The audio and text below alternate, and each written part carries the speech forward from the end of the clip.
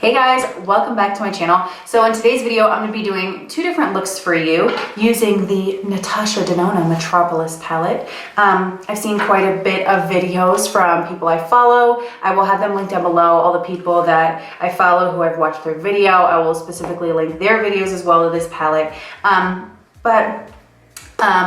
decided, if I was going to have a big palette from Natasha Denona, which one was it going to be? This is what I chose.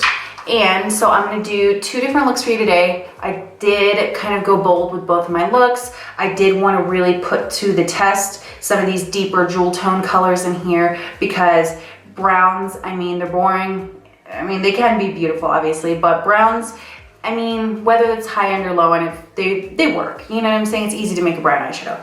But a dark green eyeshadow, a dark teal eyeshadow, a dark blue, some of these other shades, maybe not as easy to make. So I really wanted to put them to the test and see how they worked. This is one of the looks. I'm doing another look. Both looks will be voiceovers. The first look I actually did talk through it, but then, and that was like, I actually filmed like its own tutorial for that. But then I decided I wanted to do more than just the one look before I gave an impression on this. So I decided again to do another look today. And so now I'm just gonna voice over both of them so that it kind of goes a little faster so this video is not a million years long. And that way I can have the opportunity, like I said, to try out some more colors before I gave some kind of final thought. Obviously I haven't, been using this palette for months. I haven't personally used every single color in a look yet. So this is kind of like a first impression. However, I've used eyeshadow long enough at this point and tried enough different things that I can give a fairly decent idea of how I feel about something after using it just a couple times and working with a bunch of the different colors.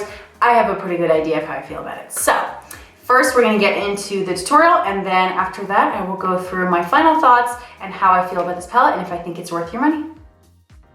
Okay, so to start out our first look, my eye is already primed with concealer, and I am going first into the shade Symbol, which is one of the really deep blues. This is the more kind of teal blue, and using a flat brush, I'm just packing that on the inner outer corner and all the way across my crease.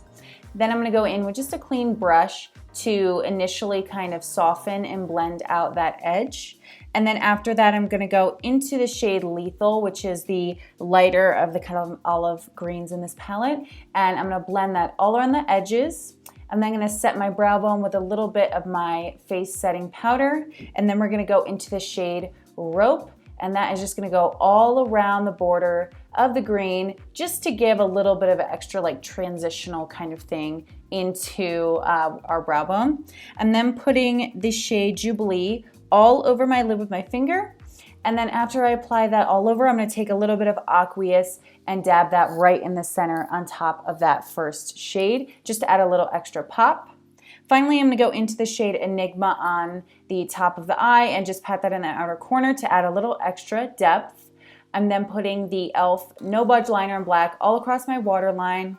I'm gonna smudge that out really, really well. And once that is smudged out, I'm gonna take the shade Symbol again, which was our first dark kind of blue teal we used. And I'm gonna really pack that all the way across the liner to set it and smudge it out. And then finally for the look, I'm gonna take the shade Orium and place that on the inner corner, just to add a little bit of a pop of something different, not like your typical kind of inner corner color. I then just applied a bunch of coats of mascara with no lashes, and that is our first completed look.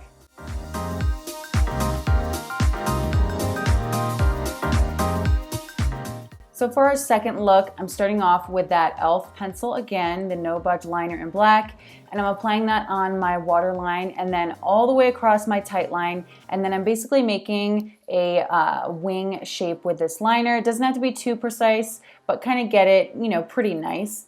And then I'm gonna go in and just smudge out the liner on the top and bottom before we start going in with our shadows. For the first shadow, I'm gonna take the shade Rope again and apply that on the inner corner of my crease and then slowly build that up and start pulling it out. I do want this color to be a little more intense on the inner corner than the outer corner. I then went into the shade Pure and I placed that in the crease again, starting on the inner corner and then blending it out towards the outer corner again, just so we have a lot of depth on that inner part of our crease. I'm then gonna go in with the shade Royal, which is the deep green, kind of hunter green color.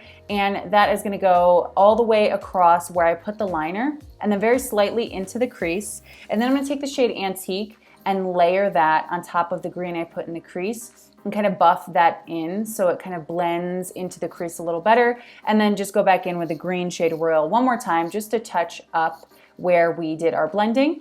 I'm taking Royal on my smudgy brush and kind of layering that all across the lower lash line like I kind of did with the last look and get that really intense, and then just took a little bit of rope to soften out that bottom edge.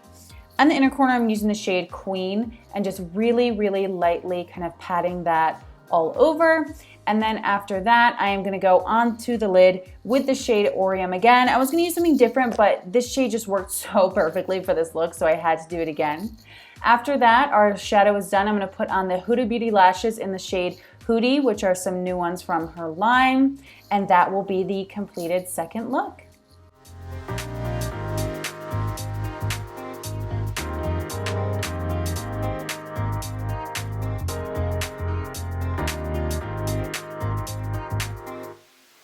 Okay guys, so here is the finished eye look. It's my second look with the palette. So at this point, I've used 11 of these colors in a look. I have swatched some of the other ones and like just messed around with them, but not done like a full look. So at this point, I feel like I have a pretty decent idea of how I feel about this palette.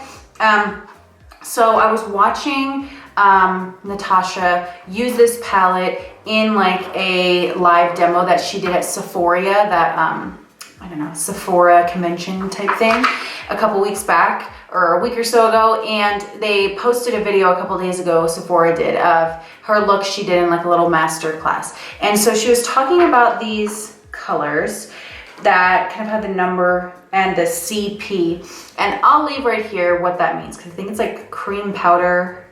I'm pretty sure that's what that means. But basically she talked about that being a newer formula and getting like intense, rich pigmentation with no fallout. And I 100% agree. In, you know, my use of this palette, the shades that I feel like tend to be the hardest in terms of my experience with other eyeshadow palettes are like these kind of like deep colors here, the ones that are like, it's like a deep blue or a deep teal, the deep green. I feel like in other brands, they have a tendency of falling out a lot, or like when you pack them on, they get patchy. You know how like if you put on like a really like bright matte or a really dark matte colorful shade, you'll like pack it on, and if you start to blend it, it will get patchy where it'll kind of do that weird thing where it'll like disappear in one spot, and then no matter how many times you put it back on, it won't like stick, you know what I'm saying? These do not do that at all, okay? The insane like rich pigmentation of those, it's crazy how nicely they go on. All the mattes that I've tried in this palette, let me see, 1, 2, 3, 4, 5, 6. So 6 of the shades I used were that CP, the new formula. I did use a CM, which I don't know what that is. Again, I'll put it up here. And then the rest of them, I used a duochrome, and then I used a metallic. I think that's just like a matte. The CM is just matte. I don't know. It'll be okay. Metallic.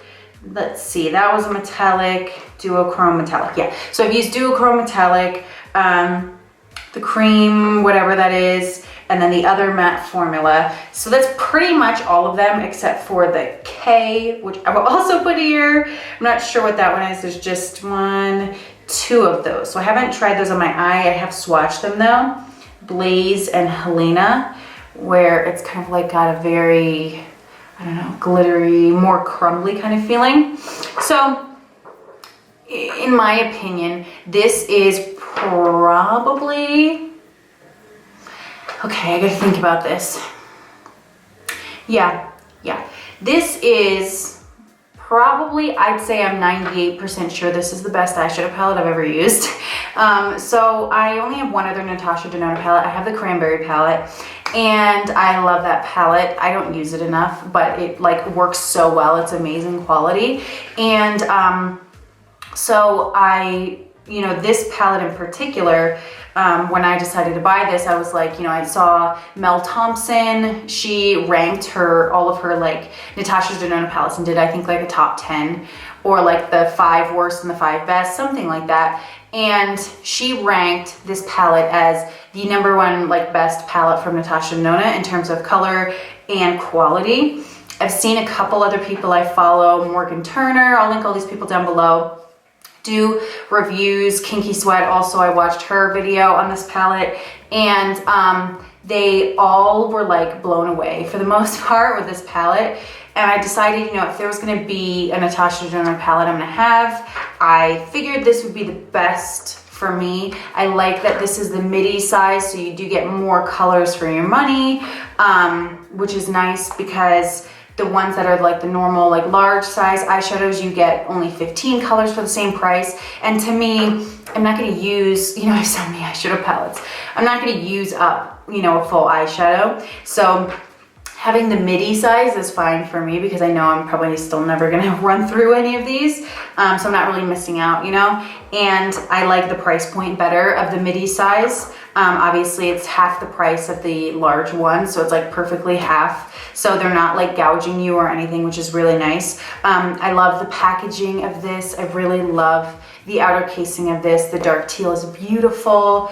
Easily to be able to wipe it off. It does hold fingerprints, but you can just wipe it off really easily because I make a mess. I love the mirror, like the whole construction, obviously we all know it's really nice. The quality of these eyeshadows is incredible. This new formula, I'm telling you guys, it's truly insane. Like the pigmentation on these deep jewel tone colors is unbelievable. The blendability is crazy. I would say, of anything, I'm most kind of disappointed and bleh about the shimmers, which was really funny because this one, and this one were the ones I used the most, and those were the ones I was kind of the most excited about in this palette.